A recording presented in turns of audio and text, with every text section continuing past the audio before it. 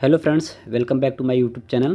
Friends, आज का सबसे इम्पोर्टेंट टॉपिक है रुद्रेश्वर रामप्पा मंदिर, जो अभी हाल में ही यूनेस्को की विश्व धरोहर स्थल में शामिल किया गया है। और ये भारत का अब 39वां विश्व धरोहर स्थल बन गया है। इससे पहले भारत में 38 विश्व धरोहर स्थल थे यूनेस्को की लिस्ट में। और यहाँ पे सबसे ज़्यादा इम्पोर्टेंट ये है कि ये कहाँ पर स्थित है। ये तेलंगाना स्टेट में मुगदुल डिस्ट्रिक्ट वारंगल के पास है, वहाँ पर स्थित है। 13वीं सदी में बना था और अपनी आर्किटेक्चर और अपनी टेक्नोलॉजी के लिए बहुत ही ज़्यादा प्रसिद्ध है।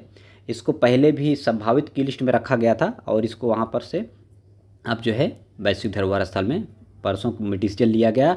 और वे 44वें सेशन में निर्णय लिया गया, यूनेस्को के 44वें सेशन में इसके बारे में निर्णय लिया गया। ये तो इम्पोर्टेंट है ही, इसके बारे में तो आपको बताएंगे ही, लेकिन सबसे इम्पोर्टेंट है कि आपको हम आज के एटलीस्ट 8 to 10 करंट अफेयर्स, आज की जो प्रेस इन्फॉर्मेशन ब्यूरो और द हिंदू और इंडियन एक्सप्रेस में जो आए हुए प्रश्न हैं, टॉपिक हॉट टॉपिक रहे, उनके बारे में आपको बताएंगे। तो सबसे पहले शुरू करते हैं आपको कि प्रगति। आप देखिए कि प्रगति क्या है। प्रगति एक क्वेश्चन के फॉर्म में है। प्रगति क्या है, इसका आंसर के रूप में हम आपको ऐसे बताएंगे जिससे आपको जानकारी कम से कम समय में और अच्छी से अच्छी जानकारी हो जाए, आसानी से आप लोग क्वेश्चन को ट्रैक कर सकें। तो ये परियोजनाओं की तेज़ी से ट्रैकिंग से संबंधित है। ध्यान दीजिएगा, प्रगति परियोजनाओं के जो प्रोजेक्ट्स होते हैं भारत में, उसकी तेज़ी से ट्रैकिंग कैसे की जाए जिससे उनका ईज़ ऑफ डूइंग बिजनेस बढ़ जाए प्रोजेक्ट का। तो और इसका फुल फॉर्म भी क्वेश्चन में आ सकता है कि इसका फुल फॉर्म क्या होता है। तो proactive governance and timely implementation, इसका full form proactive governance and timely implementation इसका फुल फॉर्म है। और ईज ऑफ डूइंग बिजनेस, कभी कभी ऑप्शन में ये भी दे देगा कि क्या ईज ऑफ डूइंग बिजनेस संबंधित है। नहीं, ये आंसर तो ये हो सकता है, लेकिन ये सबसे उपयुक्त आंसर नहीं। सबसे उपयुक्त आंसर जो होगा यह परियोजनाओं की फास्ट ट्रैकिंग से संबंधित है। दूसरा आज का जो ये प्रेस इन्फॉर्मेशन ब्यूरो का सवाल था। दूसरा है सेज के बारे में भी आया था, ये द हिंदू में भी दिया गया था सेज के बारे में।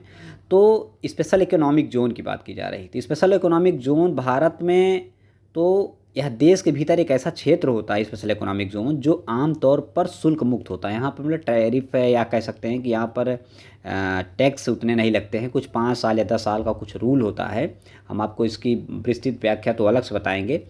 और इसमें व्यापार करने में आसानी होती है, क्योंकि आसानी से उसी जो यूनिट वहाँ लगाई जाती है उनके कर दिया जाता है कि आपको एक्सपोर्ट इंपोर्ट पर यहाँ पर जो टैक्स आने पे लगेगा वो सब बहुत माफ़ कर दिया जाता है। और भारत का पहला स्पेशल इकोनॉमिक जोन गुजरात के कांदला में 1965 में स्थापित किया गया था। ये बात जानना बहुत ज़रूरी है। और अगला एक इसी पे टॉपिक आया था, ये कैबिनेट कमेटी ने इसे अप्रूव किया है अभी हाल में ही। और ये पीआईबी की सूचना है कि स्पेशलिटी स्टील क्या है, विशेषज्ञता स्टील क्या होती है। अब बताइए, ऐसे सवाल आते हैं कि स्टील तो भी आप लोगों ने सुना होगा, कच्ची स्टील सुना होगा, लेकिन विशेषज्ञता स्टील नहीं सुना है।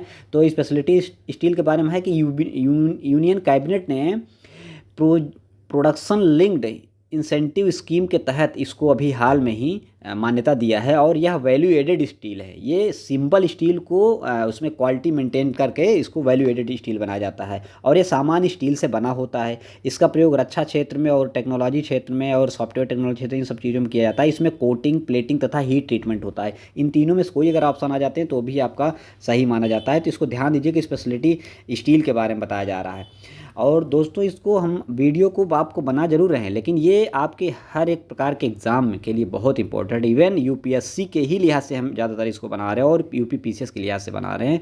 और इसको ध्यान दीजिएगा, क्योंकि हम अब एमसीक्यू टाइप के क्वेश्चन आपको धीरे धीरे कन्वर्ट करना शुरू कर दिए हैं। अब अभी आप सोचते होंगे पीएलआई क्या है, तो पीएलआई बारे में भी जानकारी ले लीजिए। तो पीएलआई जो है वो प्रोडक्शन लिंक्ड इंसेंटिव स्कीम, ये भारत सरकार के द्वारा मार्च 2020 में लॉन्च किया गया था। और सेंट्रल गवर्नमेंट ने इसे स्टार्ट किया था। जो हम पहले आयात करते तब उसके आयात को कम करने के लिए, जो हमारे एक्सपोर्ट ज़्यादा बढ़ जाए, हमारे प्रोडक्शन ज़्यादा बढ़ जाए। और यह परियोजना जरूरी नहीं कि केवल भारत की ही कंपनियां रहेंगी, इसमें विदेशी कंपनियों को भारत में इकाइयाँ स्थापित करने हेतु भी आमंत्रित किया जाता है। लेकिन स्पेशली है कि भारत की कंपनियों को कम से कम आयात किया जाए और जिससे इनका इंसेंटिव बढ़ जाएगा। यह वृद्धिशील बिक्री पर प्रोत्साहन दिया जाता है। ध्यान दीजिएगा, ये भी बहुत इंपॉर्टेंट है। ये ऑप्शन के रूप में आ सकता है कि यह वृद्धिशील, यानी जिसकी ज़्यादातर बिक्री हो रही है उसको प्रोत्साहन दिया जाता है कि और बिक्री करें। ऐसी केमिकल फर्टिलाइजर सब पे पीएलआई स्कीम चलाया जाता है। अभी हाल में एनजीटी, सुप्रीम कोर्ट ने एनजीटी के उस कुछ ऑर्डर पर प्रश्न लगा दिए थे, जिसमें एनजीटी ने कहा था कि नाइट पटाखों पर बैन लगा दिया था। तो जैसे उन पटाखों में क्या क्या रसायन होता है, जैसे नाइट्रेट भी होता है, तांबा भी, potassium, carbon monoxide, zinc oxide, तमाम प्रकार के इसमें रसायन होते हैं। लेकिन आपको ये जानना ज़रूरी है क्योंकि ऑप्शन में ऐसे चीज़ आ जाते हैं तो आपको छांटना होता है। आज के कुछ इंडियन एक्सप्रेस में भी ऐसे था, द हिंदू में भी था कि चंद्रशेखर आज़ाद के बारे में कुछ टॉपिक दिया था कि उनका जन्म जो है एमपी में हुआ था। हालांकि सभी लोगों को ये सब कॉमन जानकारी है, पता है, लेकिन हमने आपको ये एमसीक्यू के रूप में रखा है तो ये आपको आसानी और हो जाएगी कि उनका जन्म एमपी में हुआ था। हालांकि वो तो बाहर इलाहाबाद के अल्फ्रेड पार्क में, जिसे प्रयागराज कहा था, अल्फ्रेड पार्क में शहीद हो गए थे। वहाँ पर खुद पे गोलियां उन्होंने चला लिया था और अंग्रेज़ों का सामना, दुश्मनों का सामना करते हुए वह एचआरए में शामिल हुए, मतलब कि हिंदुस्तान रिपब्लिक एसोसिएशन में शामिल हुए थे, काकोरी योजना में भी वो शामिल थे। तो ये इस तरीके का आपको हमने बताने की कोशिश किया। अगला जो है सबसे लास्ट का टॉपिक है राष्ट्रीय सुरक्षा परिषद, एनएससी काउंसिल। ये भारत का एनएससी एक त्रिस्तरीय संगठन है जो सामरिक चिंता के राजनीतिक, आर्थिक, ऊर्जा तथा सुरक्षा की देखरेख करता है। अब भी आप लोग सोच रहे होंगे इसको क्यों हमने बनाया। अभी पेक्सस हाल में समाचारों में रहा है, उसमें राजनीतिक सुरक्षा के मैटर भी इस पर डाले गए हैं, तो सिक्योरिटी से रिलेटेड है, इस टाइप के सवाल आ सकते हैं। और एनएसए अजीत डोभाल इसके हेड हैं।